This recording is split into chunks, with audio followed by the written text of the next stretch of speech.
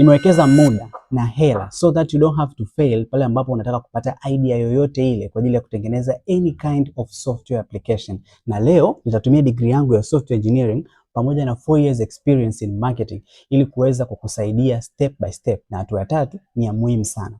Jambo la kwanza kabisa ambalo unatakiwa kufahamu ni tatizo. Tatizo ni nini? Tatizo ni kitu ambacho kinawasumbua watu kila siku na kinawagharimu vitu vingi. Kwa kitu ambacho unatakiwa uhakikishe kwamba unakuwa nacho ni business eye. Uwe na jicho la biashara, uweze kutambua ni wapi watu wanapoteza muda, uweze kutambua ni wapi watu wanapoteza fursa, ni wapi watu wanapoteza hela, lakini pia uweze kufahamu ni wapi watu wanapata stress sana. Na ukishaweza kutambua jambo kama hilo, kingine ambacho kinafuata ni target. Huwezi kusaidia watu wote, you have to be specific.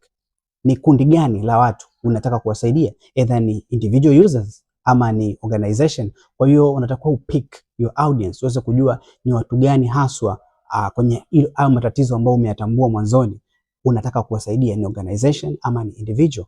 And then kitu kingine unachotakiwa kufahamu ni kuvalidate your problem, hiyo problem yako. Kwa mfano, let's say kwenye kuvalidate umegundua kuna Watanzania wengi sana wanakosa habari kwa wakati, wanakosa news kwa wakati, na ukasema nitatengeneza mobile application kwa ajili ya kuwasaidia wao kupata news. Lakini unapokuja kuvalidate, kwenye kuvalidate ni kuangalia Watanzania wangapi wana smartphone. Unakuja kugundua 90% ya Watanzania hawana smartphone. Maana yake hiyo application yako kuja kuitengeneza haitatumika, itafeli, itakufa, haitakuwa ina maana tena.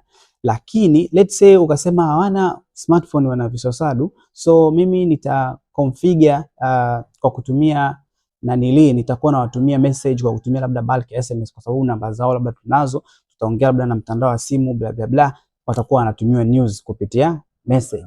Umeona? Kwa hiyo hivyo ndo jinsi ya kuvalidate ili kuweza kutambua ni vipi unaweza kwenda nalo kwa njia ipi, ama unaweza ukaliacha.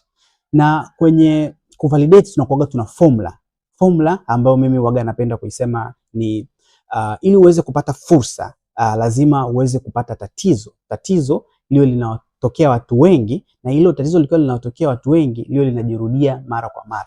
Kwa tunasema fursa ni sawa sana tatizo jumlisha watu wengi jumlisha mara nyingi. Kwa hiyo hivyo ndo namna ambavyo tunaweza tukasema tunatambua fursa na tunaivalidate kwamba hii tunaweza kwenda nayo. Kingine cha muhimu sana ambacho unatakiwa ukifahamu ni kwenye swala zima la solution yako pia unatakiwa uvalidate, uifanyie decision, ujue kwa nini hiyo solution umeileta. Je, inatatua tatizo ama ndo inaongeza mzigo?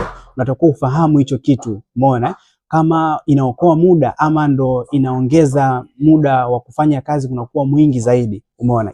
Hicho ni kitu cha muhimu sana, unatakuwa uhakikishe kwamba unakifahamu. Na kitu kingine cha mwisho na cha msingi ni awareness. Hii awareness inakuwa ni before and after development.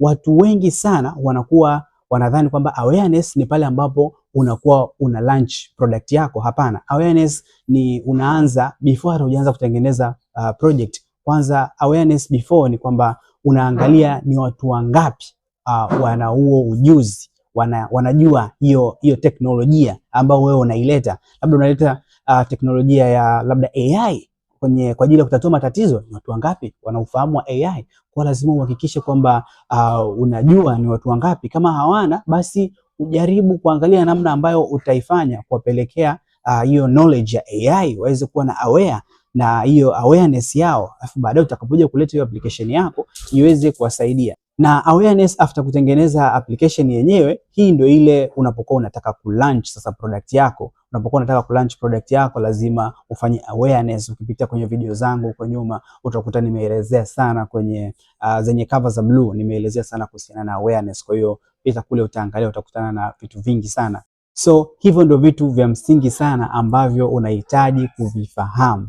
All in all, tuzo ya heshima inaenda kwako kwa kunisikiliza mpaka muda huu, lakini pia niambie kuhusiana na mtazamo wako, share kwa wengine kuhusiana na hii reels, niambie ulikuwa unawaza nini.